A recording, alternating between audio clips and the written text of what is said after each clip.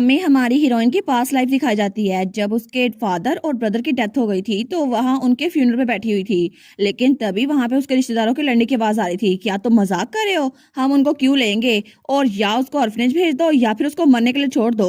तो उसका हस्बैंड कहता है क्या तुम मेरी बात ही सुन रही, मेरी बात सुनो। लेकिन हमारी हीरोइन वो सोचती है क्या कोई भी मुझे अपने पास नहीं रखेगा। और तब उसके पास दो लोग आते हैं, तो वो ऊपर देखती है तो वहां पे उसकी अंकल और आंट थे। तो उसका अंकल कहता है उठ जाओ, अब से तुम मेरे साथ और अपनी आंट के साथ रहोगी। और तब उसको अपने घर ले आए थे, लेकिन रात को वो लोग उसको लिविंग रूम में छोड़ गए थे और वो वहां पे लेटी रो रही थी क्योंकि उसको नींद नहीं आ रही थी। लेकिन तभी वहां कोई उसको तकिया मारता है तो वो कहती है कि यार, तो वहां पे उसकी कजन थी, वो कहती है बस कर दो, तुम्हारी वजह से मैं सो नहीं पा रही, कितना शोर कर रही हो तुम। और क्या ये काफी नहीं था कि तुम्हारे जैसे लीच हमारे साथ आके रहना शुरू हो गई है, तुम तो कितनी अनोइंग हो ना। लेकिन हमारी हीरोइन वो कुछ नहीं बोलती। और तब उसके अगले दिन उसकी आंट कहती है तुम्हें पता है ना कि हम फाइनेंशियली इतने स्टेबल नहीं हैं, तो तुम इस बात को समझोगी है ना, तो हमसे कोई सपोर्ट एक्सपेक्ट ना करना। वो कहती है ठीक है आंटी। लेकिन तब कुछ अरसे बाद उसकी अंकल, आंट और उसकी कजन वो लोग शॉपिंग करके आए थे और उनके पास तो बहुत सारे बैग्स थे और बहुत ज्यादा खुश लग रहे थे। वो कहती है हम लोग खाना कब खाएंगे, तो उसका अंकल कहता है हम लोगों ने पहले ही खाना खा लिया है। और तब कुछ अरसे बाद फिर से वो लोग बाहर से मूवी देख कर आए थे और वो लोग बहुत ज्यादा खुश लग रहे थे। लेकिन तब वो फिर से कहती है अंकल डिनर के बारे में, तो उसका अंकल कहता है हमने खा लिया है।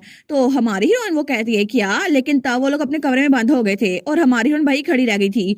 और तभी वहां पर थोड़े से चावल पड़े थे, उसको खा रही थी। वो सोचती है इन्होंने कहा था कि इनके पास पैसे नहीं है, लेकिन ये रोजाना बाहर जाके खाना खाते हैं, लेकिन मुझे बाहर क्यों नहीं लेके जाते। तो तब कुछ अरसे बाद जब वो मिडिल स्कूल में थी ना, तो तभी उसको कुछ पता चल गया था और वो डॉक्यूमेंट्स अपने अंकल और आंट के सामने रख दिया है। वो कहती है मुझे सब कुछ पता चल गया है, मेरे फादर और ब्रदर की डेथ बेनिफिट, उसके अलावा सेटलमेंट मनी जो कि ट्रैफिक एक्सीडेंट की वजह से हुआ था, और हमारे घर को बेच के जो पैसे आए हैं आपने वो सारे के सारे ले लिए। तो उसका अंकल कहता है फिर क्या हुआ, तुम कितनी अनग्रेटफुल हो ना, तुम उस सारे मनी के बारे में सोचो जो अभी तक हम तुम्हें देते आ रहे हैं। तो उसकी आंटी भी कहती है शेम ऑन यू, तुम्हें पता है तुम्हें भड़ा करना कितना मुश्किल है, अगर तुम्हें ऐसे बिहेव करना है ना तो यहाँ से बाहर निकल जाओ, हमारे घर से निकल जाओ। तो हमारी हीरोइन वो बाहर आ गई थी और उसको बहुत ज्यादा दुख हो रहा था और तभी उसकी आंखों में आंसू थे। लेकिन तभी उसे आवाज आती है डैड, और वहां पे एक हैप्पी फैमिली थी जहाँ पे मॉम, डैड और ब्रदर सिस्टर थे। तो तब वो बेचारी वो सोचती है मॉम, डैड, भाई कोई तो यहाँ पर आओ। और तब वो बहुत ज्यादा उदास थी और ये सब कुछ अपने ख्वाब में सोच रही थी। वो सोचती है कोई भी प्लीज, कोई तो मेरे पास रहो, मुझे छोड़ के मत जाओ। तो तब वो रो रही थी, लेकिन तभी उसका कोई हाथ पकड़ता है और वहां पे हमारी हीरोइन वो नींद में रो रही थी। वो कहती है डैड, तो उसका डैड उसके पास था। वो कहता है कोई बात नहीं मेरी प्यारी बेटी, डैड यहीं पर है, तुम्हें जरूर कोई बुरा ख्वाब आया होगा, सब कुछ ठीक हो जाएगा। तो अपने डैड को देखती है, वो कहती है डैड क्या ये सच में आप हैं? तो वहां पे मिस्टर रोडलिन था जो कि इस लाइफ में एली का डैड था। वो कहता है बिल्कुल ये मैं ही हूँ, तो तुम यहाँ पर आराम से सो जाओ, मैं तुम्हारे पास ही हूँ, ठीक है। वो कहता है फिक्र ना करो। वो कहती है आप प्रॉमिस करते हैं मेरे पास ही रुकेंगे? तो उसका फादर कहता है बिल्कुल मैं प्रॉमिस करता हूँ। लेकिन तब थोड़ी देर बाद हमारी हीरोइन वो सही से उठ के बैठ जाती है। वो सोचती है कि आखिर इन दोनों ने मेरा हाथ इतना कस के क्यों पकड़ा हुआ है, और वो सोचती है मैं तो ख्वाब में कह रही थी ना प्लीज मुझे छोड़ के मत जाओ, क्या लेकिन क्या मेरे भाई और मेरे फादर ने मेरा हाथ पकड़ लिया। ओहो, तो वो ख्वाब नहीं था ना, मैं तो बहुत एम्बेरस हो रही हूँ। लेकिन थोड़ी देर बाद उसने अपने फादर को वहां पे लिटा दिया था और खुद उठ के बाहर निकल आई थी। तो तब दरवाजा बंद करते हुए उनको देखती है। वो सोचती है अब मैं उठी गई हूँ तो अब मुझे नींद तो आएगी नहीं, तो इससे अच्छा मैं नावल पढ़ लूं। और तभी वो वहां पर आती है और वही नावल निकालती है अपनी लाइब्रेरी में से जिसमें वो रीइंकार्नेट हुई थी। तो वो सोचती है जहां तक मुझे याद है ना रोलिंग फैमिली के बारे में तो यहाँ पे कहीं मेंशन किया गया था। लेकिन जैसे वहां पर पढ़ती है ना, वो कहती है हाँ यहीं पर है। जब काउंट का स्पॉइल्ड बेटा वो गायब हो गया तो एक सर्वेंट ने उसको अप्रोच किया, शाइली। उसने कहा हेलो, मेरा नाम है प्रिंस रोडलिन और मैं इस जगह का सर्वेंट हूँ। और वो था हमारी हीरोइन का भाई। वो कहता है प्लीज लॉर्ड रोमडियो की रूडनेस के लिए माफ कीजिएगा, मैं आपको आपका कमरा दिखाता हूँ, प्लीज इस तरफ आए। और तब उसको कमरे में लेके आता है। वो कहता है आपको ये वाला कमरा अच्छा लगेगा क्योंकि बाकी कमरे इसके हिसाब से छोटे हैं। लेकिन मेल लीड कहता है ये कमरा तो किसी लेडी का कमरा लग रहा है, क्या ये ठीक होगा अगर मैं यहाँ पे रहूं? तो हमारी हीरोइन का भाई कहता है बिल्कुल, आप इस बारे में फिक्र ना करें, ये सारी की सारी चीजें मेरी सिस्टर की है जो अब इस दुनिया में नहीं है। तो हमारी हीरोइन कहती है क्या इस दुनिया में नहीं है? तो तभी उसके हाथ से बुक के नीचे गिर जाती है। वो सोचती है इसका मतलब है कि मैं मर चुकी हूँ, लेकिन ये स्टोरी तो फ्यूचर में जाके होगी ना, मेरा भाई बड़ा हो चुका होगा, तो इसका मतलब है कि मैं अभी इन्हीं दिनों में मर जाऊंगी। तो तब उसको तो यकीन ही नहीं हो रहा था। वो सोचती है मैं सच में मरने वाली हूँ। तो तब वो बुक ही खोल लेती है। वो सोचती है ये स्टोरी तो कितनी क्रूल है ना, मैं जैसे मर्जी इसको पढ़ूं, लेकिन क्या सच में मैं मरने वाली हूँ? उसने सच में लिखा हुआ है मेरी छोटी बहन एलेट रोडलिन वो मर चुकी है और मेरी डेथ तो कंफर्म है। तो वहां पे लिखा था प्रिंस ने मेल लीड को बताया, यहाँ पर इस गिलेट कैसल के नीचे एक डंजन था जो कि सील्ड था, लेकिन मेरी बहन अचानक से उसमें स्लिप कर गई और उसके बाद वो हमें मिली नहीं, लेकिन इस तरह उसकी मौत हो गई। और इसके बाद वो मजीद कुछ बता नहीं सका क्योंकि उसने अपनी बहन की बिलोंगिंग्स को देखा जिसको वो फेंक नहीं पाया था। तो वो सोचती है सच में ये मेरा फ्यूचर होगा, लेकिन क्या सच में इस कैसल के नीचे एक डंजन है? लेकिन डंजन का रास्ता तो पता नहीं कहाँ से खुल आता है। तो क्या सच में मैं किसी डंजन में जाने वाली हूँ? पता नहीं, मुझे तो बहुत ज्यादा डर लग रहा है। लेकिन अगर ऐसा ही है ना तो फिर मुझे उस जगह जाना ही नहीं होगा। तो तब वो बुक पकड़ लेती है। वो कहती है मैं यहाँ बैठ के अपनी मौत का इंतजार नहीं कर सकती, मुझे इस पूरे नावल को पढ़ना होगा ताकि कोई सोल्यूशन मिल सके। और तब पूरी रात उसने वो पूरा नावल पढ़ा था, लेकिन तब तक सुबह भी हो चुकी थी। और तब उस बुक को बंद करती है। वो सोचती है मैंने पूरी की पूरी बुक 2 बार पढ़ ली है, लेकिन ये एंडिंग तो सच में बिल्कुल सेंस नहीं बना रही। ये कितनी गंदी एंडिंग थी ना। मेरी लाइफ तो पूरी ट्रेजेडी से भरी हुई है, मुझे एक डंजन में जाके मरना पड़ेगा। एक्सक्यूज मी ऑथर, सच में मेरे करेक्टर के लिए इतने हार्डशिप्स क्यों है? वो सोचती है सिर्फ मेरा करेक्टर ही नहीं, मेल लीड भी, उसकी लाइफ भी कितनी बुरी थी ना। उसको बार बार टाइम में वापस आना पड़ रहा था इस दुनिया को बचाने के लिए, लेकिन उसका यहाँ पे जीना कितना मुश्किल हो गया होगा ना। सच में ये कहानी तो बिल्कुल बेकार है। तभी उसके सामने नोटिफिकेशन आती है, स्किल पैकेज कम्बार्ट। वो सोचती है बिल्कुल मुझे ये लेना ही होगा, ये 10 मिलियन का मिल रहा है ना, लेकिन मुझे ये लेना ही होगा। और तब वो कहती है मैं इस कंबार्टेबिलिटी को चूज करती हूँ। तो तब वो सोचती है मैंने इस बुक को 2 बार पढ़ने के बाद अपना माइंड बना लिया है, मुझे एक हीलर बनना है, क्योंकि इस पूरे नावल में और इस पूरे यूनिवर्स में हीलर्स बहुत ज्यादा रेयर हैं। और नावल में प्रोटैगनिस्ट को तो बहुत मुश्किल काम था, अगर उसके पास हीलर हो ना तो मैं उसको बचा सकती हूँ और खुद को भी। तो वो कहती है मुझे एक हीलर बनना है और मुझे इस वक्त हीलर की जरूरत है। तो तभी नोटिफिकेशन आती है आपको सोल ऑफ लेजेंडरी सेंट के लिए चुना जा चुका है, आपकी स्किल वो जॉब के हिसाब से सेट होगी। लेकिन तब वहां पर वो स्किल उसको मिल रही थी और वो सोचती है ठीक है बस ये मुझे मिल जाए। लेकिन तभी नोटिफिकेशन आई थी स्किल कैंसल, क्योंकि रिक्वायरमेंट मैट नहीं हो रही, आपको डिवाइन पावर को सबसे पहले एक्वायर करना होगा। वो सोचती है क्या? तो तभी वहां पर आया था प्लीज सबसे पहले क्वेस्ट को पूरा करे। वो कहती है एक क्वेस्ट। और तब थोड़ी देर बाद वो वहां चर्च में थी जिसको बहुत दिनों से अबेंडन किया गया था और वो वहां पर स्वाई कर रही थी। लेकिन तभी स्वाई करने के बाद वो एक सीट पे बैठ जाती है। वो सोचती है ये तो अभी भी सही तरह साफ नहीं हुई, मुझे लगता है यहाँ बहुत ज्यादा डस्ट है, मुझे लगता है इसको रेगुलरली साफ करना पड़ेगा। तो तभी वो सामने देखती है तो फिर से एक नोटिफिकेशन आ रही थी। वो सोचती है बिल्कुल यही नोटिफिकेशन, मुझे यही क्वेस्ट पूरी करनी होगी। और वहां क्वेस्ट थी 1000 दिनों तक आपको मॉर्निंग प्रेयर करनी होगी, 5 बजे से लेकर 7 बजे तक। और यहाँ पर आप कभी भी प्रेयर कर सकती हैं, डेली प्रेयर लिमिट 1 है। और अगर आपने 3 दिन तक प्रेयर मिस की ना तो फिर वो दोबारा से रीस्टार्ट हो जाएगा। वो सोचती है 1000 दिनों तक मुझे प्रे करनी पड़ेगी, लेकिन मेरे पास कोई चॉइस नहीं है, मुझे यही करना ही पड़ेगा अगर मुझे डिवाइन पावर चाहिए तो। और ये चर्च तो कोई यूज ही नहीं करता ना। तो तब वो कहती है ठीक है टाइम हो गया प्रे करने का, मैं पूरे दिलो जान से प्रे करूंगी। लेकिन वो सोचती है आखिर मैं शुरू कैसे करूं? मेरी पास्ट लाइफ में तो मैं कभी भी रिलीजियस नहीं थी, लेकिन अब मुझे यहाँ पर किससे प्रे करना होगा? लेकिन यहाँ पर गॉड कौन है? नावल का ऑथर। लेकिन अगर मैंने ऐसा कुछ किया तो फिर भी मुझे सबसे पहले गॉड की एग्जिस्टेंस पे बिलीव करना होगा। वो कहती है 1 मिनट ये ठीक है। वो सोचती है मुझे यहाँ पे रीइंकार्नेट उस पपी ने किया था जो कि वहाँ ऑफिस वर्कर की तरह काम कर रहा था, तो अगर मैं प्रे करूँ ना तो मैं अपनी पूरी स्टोरी बताऊंगी। वो कहती है dear god of transmigration bureau please मेरी बात सुने, मुझे डिवाइन पावर दे दे। तो तभी वहां पर सिस्टम में 5% प्रोग्रेस हो गई थी। वो सोचती है देखा ये काम कर गया, मुझे लगा ही था। तो तब वो सोचती है ठीक है मैं पूरी सिंसियरिटी लगाऊंगी। वो कहती है डियर गॉड मुझे उम्मीद है आप सुन रहे होंगे, मैं यहाँ पे बहुत ज्यादा मुश्किल से आई हूँ, लेकिन आई होप कि आप मुझे डिवाइन पावर दे दे, क्योंकि मेरी लाइफ पहले बहुत ज्यादा ऑर्डिनरी थी। लेकिन तब वो सोचती है ऑर्डिनरी लाइफ बिल्कुल भी नहीं, मेरी लाइफ बिल्कुल भी अच्छी नहीं थी। और तब वो आगे प्रे करते हुए कहती है बिल्कुल, क्योंकि मेरी बात सुने, मैं अपनी पुरानी लाइफ में बिल्कुल खुश नहीं थी और मुझे उसकी बिल्कुल याद नहीं आती। और मेरे अंकल और आंट ने मेरे सारे के सारे पैसे अपनी फैमिली पे लगा दिए और इस तरह उन्होंने कभी भी मुझे प्यार नहीं दिया। टू बी ऑनेस्ट मैं सच में अपनी पुरानी लाइफ को मिस नहीं कर रही। तो उसकी मॉर्निंग प्रेयर वो 60% तक हो गई थी। तो वो आगे बताई जा रही थी कि मुझे सच में ये लोग बिल्कुल पसंद नहीं है, लेकिन यहाँ पर आकर मुझे थोड़ी सी खुशी हुई है और उन सबसे भी ऊपर मुझे एक फैमिली मिल गई है जो मेरे बारे में फिक्र करती है। और इसीलिए मिस्टर रोडलिन और प्रिंस वो तो मुझे मेरे फादर और ब्रदर की याद दिलाते हैं और वो तो उनकी जैसे लगते भी हैं। लेकिन वो सोचती है मैं एम्बैरस क्यों हो रही हूँ, कोई भी तो मेरी बात नहीं सुन रहा। तो तब वो सोचती है देखो सही प्रोग्रेस कितनी हो गई है। तो वहां पर 90% हो गई थी। वो कहती है बिल्कुल। और इसके अलावा अब मैं मर चुकी हूँ ना तो मुझे बस एक ही गिल्ट है कि मेरे मरने के बाद जो डिपॉजिट होगा ना वो मेरे अंकल को मिलेगा। और इसीलिए मुझे इस बात का बहुत ज़्यादा गुस्सा है कि वो सारा का सारा डिपॉजिट मेरे अंकल को क्यों मिलेगा, वो मुझे मिलना चाहिए था। लेकिन अब मेरे मरने के बाद भी मेरे सारे पैसे अंकल को मिलेंगे, मुझे इस बात का गुस्सा आ रहा है। तो तभी नोटिफिकेशन आई थी कंप्लीटेड। वो सोचती है क्या ये कंप्लीट हो गया, तो वहाँ नोटिफिकेशन थी voice that shape the world. उन्होंने रीश्योर किया है कि आपका रेंट डिपॉजिट वो आपका ट्रांसमाइग्रेशन इंश्योरेंस के लिए यूज होगा। वो कहती है क्या सच में? तो वहां पर लिखा था बिल्कुल आपके अंकल को वो पैसे नहीं मिलेंगे और ऐसा कुछ भी नहीं होगा, सारा फायदा आपको होगा, उनको नहीं होगा। वो सोचती है सच्ची ऐसा हो सकता है, लेकिन तभी पीछे आया था टीम गॉड आपके प्रेयर का रिस्पॉन्स कर रही है। वो सोचती है सच्ची रिस्पॉन्स कर रहे हैं, मुझे लगा नहीं था। लेकिन तभी वहां पर लिखा था कि आपके कजन को बाहर निकाल दिया गया है और अब वो हाई स्कूल से भी निकल आई है और वो कॉलेज में भी जा नहीं सकती। वो सोचती है ये तो सरप्राइज की बात है ना, वो तो पहले 4 बार फेल हो चुकी है।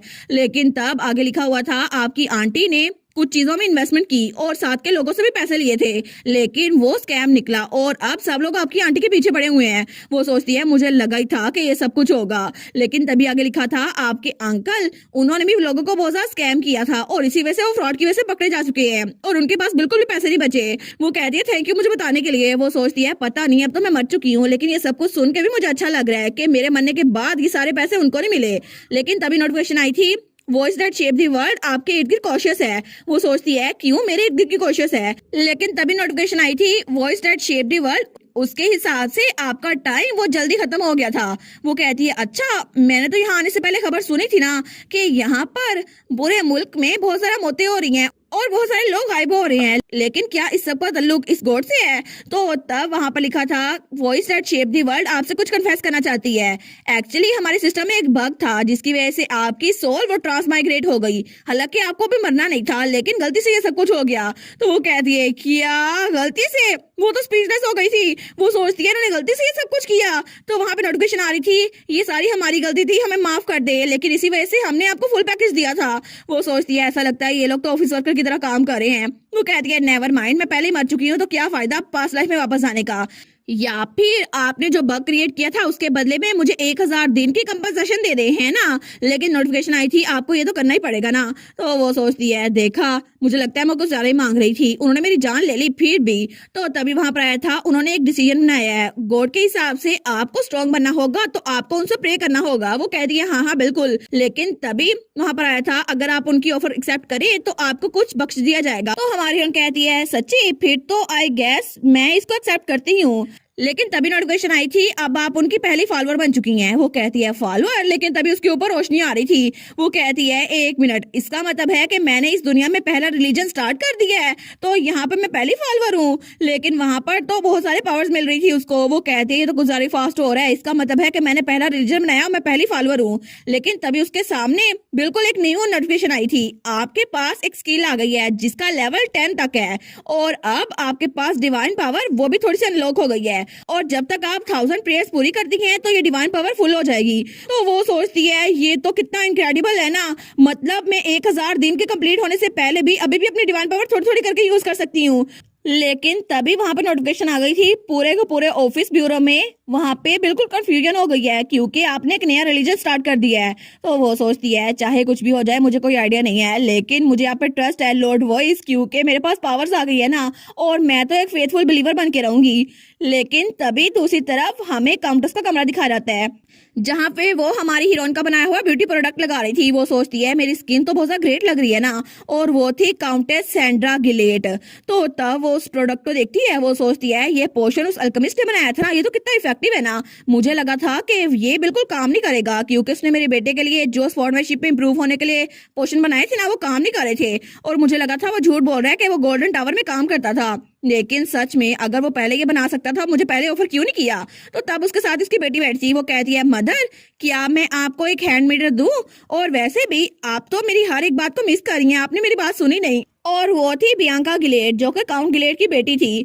तो उसकी मॉम कहती है ओ माई ये तो बिल्कुल भी सच नहीं है डार्लिंग, तुम क्या बात कर रही थी। तो उसकी बेटी कहती है हम डिस्कस कर रहे थे कि गिलेट की किस्मत क्या होगी। तो वो कहती है क्या हमारी किस्मत। तो बियांका कहती है बिल्कुल, मुझे लगता है कि ग्रैंडफादर के बाद अभी तक किसी ने भी स्वॉर्डमैनशिप में इतना सब कुछ नहीं किया, और फादर भी स्वॉर्डमैनशिप में बिल्कुल अच्छे नहीं थे, और अब मेरा भाई वो भी स्वॉर्डमैनशिप में बिल्कुल इंटरेस्ट नहीं ले रहा। तो अगर आपको हमारे घर को बचाना है ना तो इसके लिए आपको मुझे हेड ऑफ फैमिली बनाना पड़ेगा, और फिर मैं किसी नाइट शादी करूंगी और हमारी फैमिली बच जाएगी। तो आपका इस बारे में क्या ओपिनियन रोडलिन है मॉम। तो उसकी मॉम कहती है ओ अच्छा ये, वो सोचती है ये 10 साल की है लेकिन इसको अभी से इस बात की टेंशन हो रही है। वो कहती है तुम्हारा भाई अभी 12 साल का है ना, तो मुझे लगता है कि थोड़ा सा टाइम उसको देना चाहिए। लेकिन तभी वहां पे दरवाजा खुलता है और हेडमेड आती है। वो कहती है योर लेडीशिप, लेडी बियांका, चाय आ चुकी है।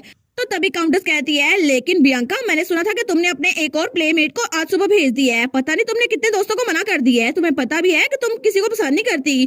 तो बियांका कहती है वेल ये बात नहीं है, असल मसला तो ये है मेरे स्टैंडर्ड्स बहुत ज्यादा बड़े हैं। लेकिन तभी वो सामने देखती है तो वहां पर डिजर्ट रखा हुआ था। वो कहती है वाओ ये डिजर्ट किसने बनाया है।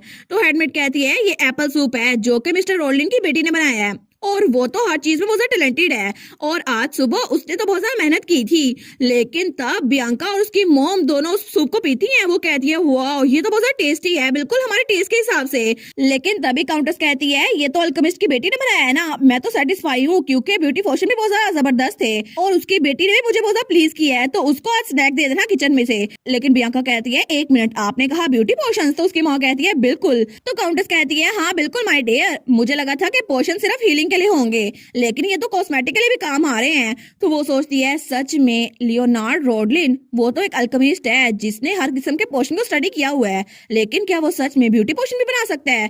तो तब हेडमेड कहती है मिस्टर रोडलिन वो तो सर्वेंट्स को भी ये गिफ्ट दे रहे थे और वैसे भी वो बहुत प्राउड है क्योंकि उनकी बेटी ने ये बनाया है ना। तो बियांका कहती है एक मिनट, क्या उनकी बेटी ने ये बनाया है? तो तब वो कहती है इज़ाला। तो हेडमेड कहती है जी माय लेडी। तो वो कहती है उस अल्केमिस्ट की बेटी, आखिर अभी वो कहाँ पर है, मुझे उससे मिलना है।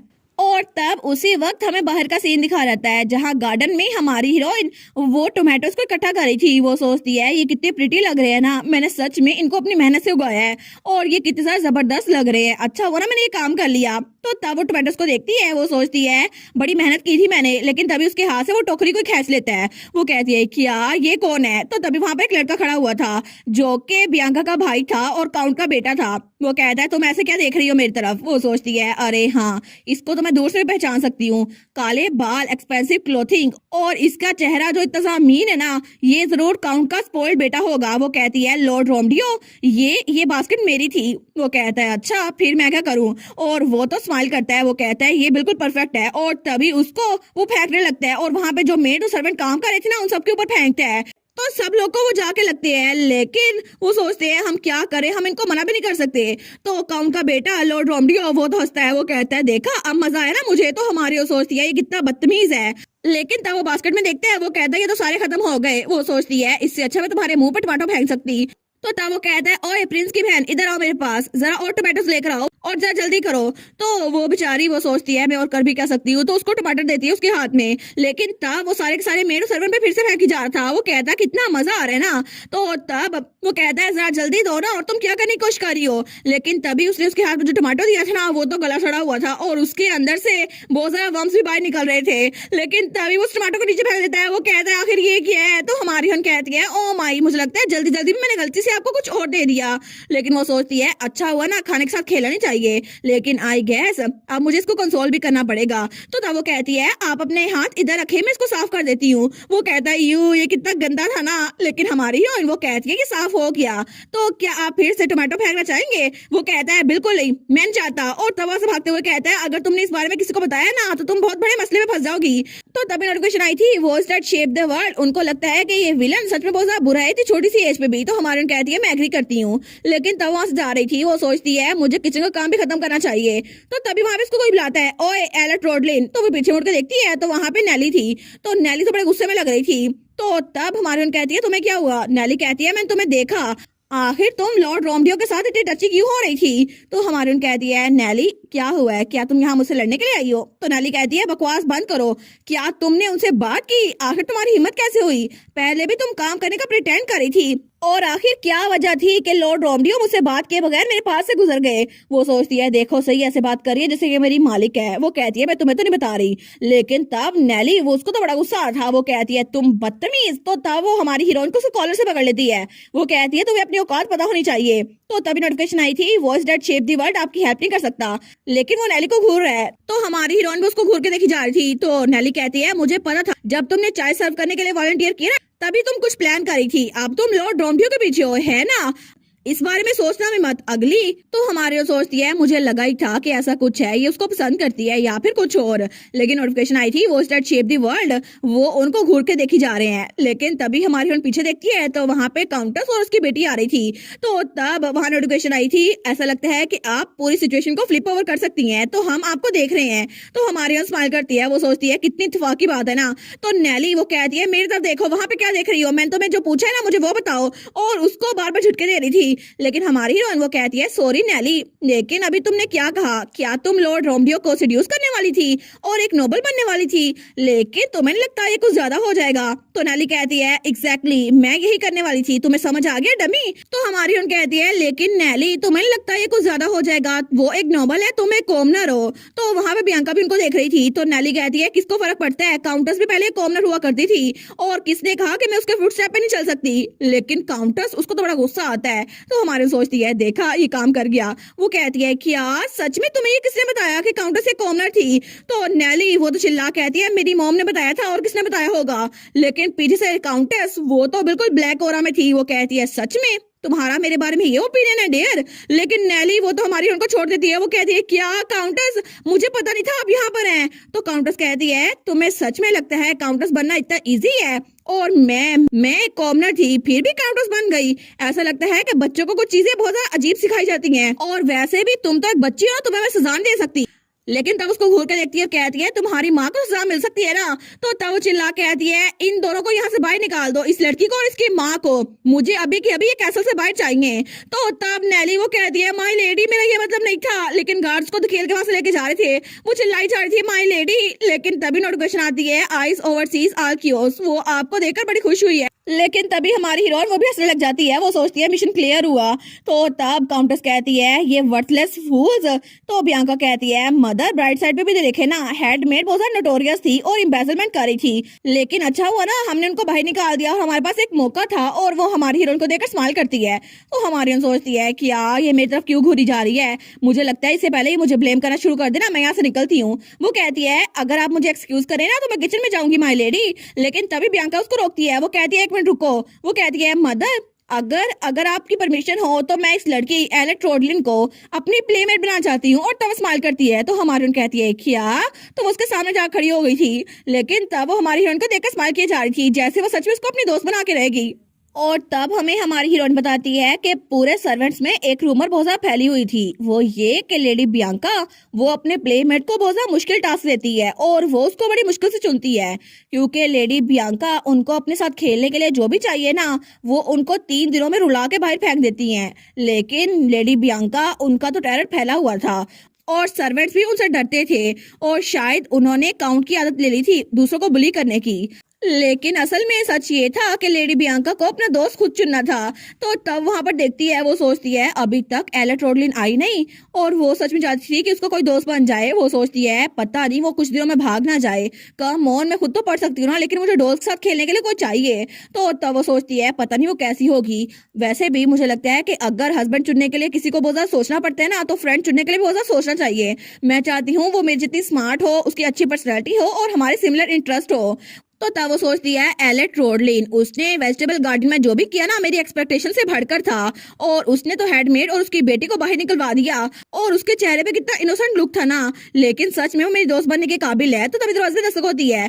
तो तब वो सोचती है उसकी पर्सनैलिटी तो पासिंग मार्क्स में आ गई, अब मुझे चेक करना होगा। वो कहती है कम इन। तो वहां पे हमारी हीरोइन थी, वो कहती है हेलो लेडी बियांका। लेकिन बियांका वो स्माइल करके कहती है वेलकम मिस एलेट। वो सोचती है अब मुझे चेक करना होगा इसके इंटेलेक्ट क्या है। तो वहां पे बहुत सारी बुक्स लेकर बैठ गई थी। वो कहती है मैं पढ़ने वाली हूँ, तुम्हें भी जो बुक्स पढ़नी है ना यहाँ से चूज कर लो और पढ़ लो। वो कहती है सच में आज हम पढ़ने वाले हैं। वो कहती है बिल्कुल। तो हमारी हीरोइन वो वहाँ शेल्फ के पास आती है। वो सोचती है रीडिंग, क्या सच में प्लेमेट्स ये करते हैं। लेकिन तब वहां पे उसको बहुत सारी बुक्स नजर आ रही थी। वो सोचती है एक 10 साल की बच्ची ये बुक्स कौन ही पढ़ता है। लेकिन तब वो बियांका को देखती है। वो सोचती है लगता है ये अपनी उम्र से ज्यादा मैच्योर है, इसी वजह से ऐसी बुक्स पढ़ती है। तो तब हमारी हीरोइन उनमें से एक बुक निकाल लेती है। तो वहां पे लिखा था how I seduce the demon lord as a warrior. वो सोचती है ये नावल लग रहा है, इसको मैं पढ़ सकती हूँ। तो बियांका कहती है अगर तुमने बुक चूज कर ली है तो वहां पे जाके लेट के भी पढ़ सकती हो। वो कहती है थैंक यू।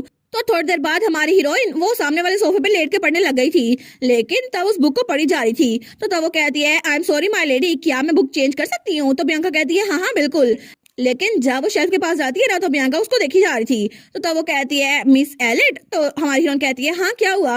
वो कहती है क्या मैं पूछ सकती हूँ कि आपने बाइबल को क्यों पिक किया। तो हमारी हीरोइन कहती है वेल इसलिए ताकि मैं जो दूसरी बुक पढ़ी हूँ उसके बारे में मुझे अंडरस्टैंडिंग हो सके। तो बियांका कहती है सच में।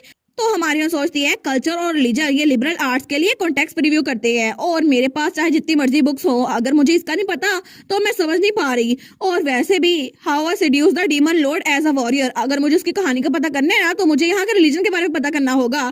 तो तब वो बुक लेकर वहां पे लेट गई थी। वो सोचती है मुझे कोई क्लू नहीं था कि क्लाइमेक्स में वो क्या बात कर रहे थे। लेकिन बियांका वो सोचती है एग्जैक्टली इसने वही बात पिन पॉइंट की जो कि मैं सोच रही थी। ये तो मुझे समझती है और बस यही नहीं ये तो बहुत इंटेलिजेंट भी है। इसको नॉलेज का पता है और सिर्फ ये नॉलेज को पढ़ती नहीं है ये उसको समझती भी है।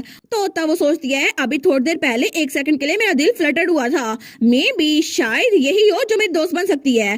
तो तब कुछ दिनों बाद उसने हमारी हीरोइन से कहा था हम लोग डॉल्स के साथ खेलते हैं। तो हमारी कहती है डॉल्स के साथ। वो कहती है बिल्कुल हम पिछले कई दिनों से सिर्फ पढ़ ही रहे हैं तो अब हम कुछ और ट्राई करते हैं तुम्हें क्या लगता है। तो हमारे मान कर कहती है बिल्कुल। वो सोचती है इससे तो मुझे याद आया जब मैं अपने भाई के साथ खेला करती थी जब हम छोटे थे। लेकिन हम लोग तो बहुत सारी चीजें खेला करते थे कभी वो विलन बन जाता था कभी वो प्रिंसेस और पता नहीं क्या क्या। लेकिन हम लोग एक दूसरे के हिसाब से एडजस्ट कर लेते थे। तो बियांका कहती है तुम यहीं पर रुको मैं डोल्स लेकर आती हूँ। वो कहती है जी माय लेडी। तो थोड़ी देर बाद वो 4 डोल्स लेकर आई थी। वो कहती है हम इनके हिसाब से खेलेंगे। तो हमारे सोचती है कितनी क्यूट है ना। तो बियांका कहती है मैं रोल्स असाइन कर देती हूँ मैं फेयरसम डचेस और उसके रॉयल मेड के हिसाब से खेलूंगी लेकिन तुम बनोगी चीटिंग ड्यूक और उसके क्राफ्टी लवर। तो तुम्हें इस हिसाब से खेलना होगा। तो हमारी सोचती है क्या लेकिन ये सेटिंग कुछ अजीब सी नहीं है। तो तभी बियांका अपना मूव खेलती है वो डचेस को आगे करती है और उस लवर के थप्पड़ मारते हुए कहती है तुम्हारी हिम्मत कैसे हुई मुझे तुम पता चली गया कि तुम मेरे हस्बैंड को सेड्यूस कर रही थी आखिर तुम्हारी हिम्मत कैसे हुई। और वो तो बच्चों का खेल छोड़कर बड़ों वाली चीजें खेल रही थी। लेकिन तब हमें बताया जाता है बियांका का फाइनल टेस्ट यही था कि उनके इंटरेस्ट सिमिलर हो क्योंकि अभी तक कोई उसके क्राइटेरिया पे पूरा नहीं उतरा था। जब भी वो ऐसा खेल खेलती थी ना तो सारे बच्चे उसको छोड़ के भाग जाते थे और सबको डर लगता था उससे। लेकिन वो तो उनको बाय कहने का मौका भी नहीं देती थी और वहां से भाग जाते थे। लेकिन तब बियांका उसको बहुत ज्यादा हर्ट महसूस होता था इसी वजह से उसने ये खेल चुना। और जहां तक बात थी ना एलेट की तो वो इस सब में माहिर थी। तो वो उस मिस्ट्रेस को आगे करते हुए कहती है ओह माय ग्रेस आपको गलतफहमी हुई है मैं तो एक इनोसेंट गर्ल हूँ जो अभी कैपिटल में आई हूँ मुझे ड्यूक के बारे में कुछ नहीं पता। तो बियांका कहती है क्या। तो हमारी हीरोइन डॉल को करते हुए कहती है उसके अलावा ड्यूक और मेरे दरमियान कुछ भी नहीं है क्योंकि ड्यूक तो बिल्कुल बेकार है। तो बियांका कहती है सच में मेरे साथ ये खेल रही है। तो हमारी हीरोइन स्माइल करके कहती है और मैं प्रॉमिस करती हूँ मैं यहाँ पे विक्टिम हूँ और अगर आप चाहे ना तो मैं ड्यूक को खुद टॉर्चर कर सकती हूँ मेरे पास टॉर्चर डिवाइस भी है। और तब वो तो ड्यूक को नीचे फेंकती है और उसको टॉर्चर करने लग जाती है। लेकिन बियांका तो उसको हैरान होकर देखी जा रही थी। वो कहती है सच में ये मेरे टेस्ट के हिसाब से खेल रही है इसका इंटरेस्ट भी मेरे जैसा है। तो तब वो ड्यूक तो नीचे गिरा पड़ा था। तो हमारे उन कहती है फाइनली ड्यूक अब मर चुका है। तो आपको ये कैसा लगा लेडी बियांका क्या ये ठीक है। लेकिन तभी लेडी बियांका अपने डोल को नीचे फेंकती है और उसका हाथ पकड़ लेती है। वो कहती है क्या मैं तुम्हें एली बोल सकती हूँ क्या तुम मेरी दोस्त बनोगी। और वो तो बड़ी खुश हो गई थी कि उसको फाइनली दोस्त मिल गई है। लेकिन उस वक्त उसको फाइनली वो दोस्त मिल ही गई थी जिसका इंटरेस्ट उसके हिसाब से था। तो हमारे उन कहती है क्या वो सोचती है लगता है इनको मेरी एक्टिंग स्किल्स अच्छी लग गई हैं। लेकिन तब वो कहती है लेडी बियांका तो वो कहती है नहीं नहीं तुम मुझे बिया कह सकती हो अभी हम दोनों खेलेंगे ठीक है तुम मेरी दोस्त बनोगी। तो हमारी उन कहती है ठीक है अगर यही रहा तो फिर ठीक है। तो बिया वो भी सवाल करती है वो कहती है थैंक यू सो मच। लेकिन एली क्या तुम मुझे टॉर्चर डिवाइस के बारे में बताओगे जो तुमने मेंशन किया था। वो कहती है टॉर्चर डिवाइस ठीक है मैं उस बारे में बताऊंगी। और तब काफी दिनों तक वो दोस्त बने रहे थे। लेकिन थोड़े दिनों बाद हमारी हीरोइन फिर से चर्च में बैठी हुई थी और वो प्रे करते हुए सब कुछ बता रही थी मैंने बिया के साथ खेलना शुरू कर दिया है और वो तो बहुत इंटरेस्टिंग है मैं तो उसके साथ बहुत ज्यादा मजे करती हूँ। लेकिन तभी नोटिफिकेशन आई थी आज 22वां दिन है 1000 दिनों में से। वो सोचती है मैंने बिया के साथ बुक्स भी पढ़ी बड़ा मजा आया। और तभी वहां पे नोटिफिकेशन आई थी voice that shape the world आपकी बात सुन रहे हैं। तो उसको बाकी सब कुछ भी बता रही थी। वो कहती है उसके बाद हम लाइब्रेरी में भी गए थे हमने बहुत ज्यादा मजा किया सारी की सारी बुक्स पढ़ ली है बिया के कमरे की सारी बुक्स हमने पढ़ ली है। तो तभी वहां पर नोटिफिकेशन कंप्लीट हो गई थी। वो कहती है थैंक यू सो मच आप तो बेस्ट है। लेकिन तभी वहां पे एक और नोटिफिकेशन आई थी voice that shape the world आपके बारे में सुनना चाहते हैं आजकल आप क्या कर रही हैं। वो कहती है मेरी कुकिंग स्किल वो तो लेवल 4 की हो गई है और मैंने जिस चीज को पहले टेस्ट किया हो ना उसको बना सकती हूँ। इसके अलावा मेरी अल्केमी की स्किल 3 भी हो गई है और अब तो मैंने चाय सर्व करना भी सीख ली है। और इसके अलावा हेडमेड भी मुझ पे बहुत ज्यादा प्राउड है और वो चाहती हैं कि मैं और तरक्की करूं। लेकिन ऑनेस्टली मुझे लगता है इस घर के लिए कोई होप नहीं है क्योंकि यहाँ पर लॉर्ड रोमडियो वो तो तलवारबाजी में बिल्कुल भी अच्छे नहीं। आई गेस बियांका ने जो उसके बारे में कहा था ना वो सच था। तो उसे याद आता है जब प्रियंका ने कहा था यहाँ पर अगर 3 जनरेशन तक कोई फैमिली कोई कारनामा ना करे ना तो उसको अबंडन किया जाता है, और अगर ऐसा चलता रहा ना तो हम लोग अबंडन हो जाएंगे। लेकिन अगर मुझे अपनी फैमिली को बचाना है ना तो मुझे हेड ऑफ फैमिली बनना पड़ेगा, और फिर मैं किसी नाइट से शादी करूंगी और हमारी जनरेशन बच जाएगी। वो कहती है सच में वो 10 साल की बच्ची नहीं लगती ना, वो कितनी अडोरेबल है ना। आई एम श्योर कि उसका घर बच जाए क्योंकि प्रियंका वो हेड ऑफ फैमिली बन जाएगी। लेकिन तब वो कहती है फिर भी मुझे एक बात समझ नहीं आ रही कि आखिर इतनी स्मार्ट लड़की के यहाँ होते हुए भी हाउस की लेट वो नावल में बिल्कुल बर्बाद क्यों हो गया था। लेकिन तभी लाइब्रेरी में एक बुक थी जिसके पीछे से बहुत खतरनाक कोहरा निकल रहा था, और उस बुक का नाम था dungeon क्रिस्मा of the demon realm. तो तब अगले दिन प्रियंका उसके पास थी। वो कहती है एली मैं तुम्हारा इंतजार कर रही थी। तो हमारन कहती है अच्छा तो आज हम क्या करें। वो कहती है लाइब्रेरी में न्यू बुक्स आई है, हम जाके ढूंढे। तो वो कहती है जी जी बिल्कुल। वो कहती है मैं तो तुम्हारे साथ देखना चाहती थी इसलिए मैं तुम्हारा इंतजार कर रही थी। तो हमारी उन कहती है ये तो अच्छा आइडिया है, लेडी बिया तो बेस्ट है। तो तब वो लोग बाहर जा रही थी। वो कहती है लेडी बिया प्लीज मुझे रास्ता दिखाएं। वो कहती है ठीक है मुझे फॉलो करो। और तब हमें लाइब्रेरी दिखाई जाती है जो कि बहुत ही ज्यादा बड़ी थी। तो तब वो दोनों दरवाजा खोलती है और वो लोग अंदर आती है। तो हमारी उन कहती है वाह लाइब्रेरी तो बहुत ज्यादा बड़ी है। तो लेडी प्रियंका कहती है तुम पहली बार यहाँ पर आई हो ना, लाइब्रेरियन जरूर ब्रेक ले रहा होगा, मैं तुम्हें दिखाती हूँ। लेकिन तब वो कहती है मैं यहाँ पे अक्सर आया करती हूँ, मुझे तो ये बहुत फैमिलियर लगता है। तो तभी वहां पर देखती है तो वहां पर बिल्कुल खामोशी थी, लेकिन उसे कुछ अजीब सा महसूस होता है। वो कहती है क्या आज कुछ अलग सा लग रहा है। तो हमारी उन कहती है क्या हुआ भैया। वो कहती है नहीं कुछ नहीं हुआ, हमें एक बुक रीड करनी थी और तुम्हें भी एक बुक चाहिए थी डंजन के बारे में, वो तो उस तरफ पड़ी थी, चलो हम ढूंढते हैं। तो तब वो लोग एक शेल्फ की तरफ जा रहे थे, लेकिन हमारी हीरोइन वो सोचती है कुछ अजीब लग रहा है, पता नहीं मुझे कुछ अजीब सा लग रहा है, इस कमरे में तो बहुत ज्यादा अंधेरा लग रहा है। लेकिन तब बिया वो कहती है ये रही वो बुक, तुम्हें डंजन के बारे में पता करना था ना। तो वो जिस बुक को उठाती है ना उस बुक का नाम था dungeon charm of the demon realm. तो हमारी हीरोइन वो जब देखती है वो कहती है कुछ तो अजीब लग रहा है, यहाँ पे तो बहुत ज्यादा अंधेरा लग रहा है। लेकिन तब वो लेडी बिया की तरफ देखती है तो बिया बिल्कुल खामोश थी। वो कहती है बिया क्या हुआ। लेकिन तब जैसे उसने वो बुक उठाई थी ना उसको कुछ महसूस हो रहा था। तो दोनों लड़कियां उस तरफ देखती हैं तो जहां से उसने वो बुक उठाई थी ना उसके पीछे जैसे कोई रास्ता निकल रहा था, कोई पोर्टल सा था। तो वहां पे बिल्कुल डार्कनेस फैल रही थी। लेकिन तभी वहां से रेड कलर की रोशनी निकलती है और दोनों लड़कियों की तरफ बढ़ती है। तो दोनों पीछे रहती हैं। लेकिन तभी दोनों दूर दूर जा रही थी तो बिया उसका हाथ पकड़ लेती है और तभी अचानक से कुछ होता है और वहां पे वो बुक नीचे गिर गई थी। लेकिन दोनों लड़कियां वहां से गायब हो चुकी थी, जैसे वो लोग डंजन के अंदर जा चुकी हों। और इसी के साथ ये वाला पार्ट यहीं पर ख़त्म। तो आप लोग बताइएगा आप लोग को ये पार्ट कैसा लगा, और वीडियो को लाइक और चैनल को सब्सक्राइब लाजमी कीजिएगा। बाकी वीडियोस का लिंक भी स्क्रीन पर नज़र आ रहा होगा तो काइंडली उनको भी चेकआउट कर लें। और thank you so much for watching my videos. Stay safe, bye bye.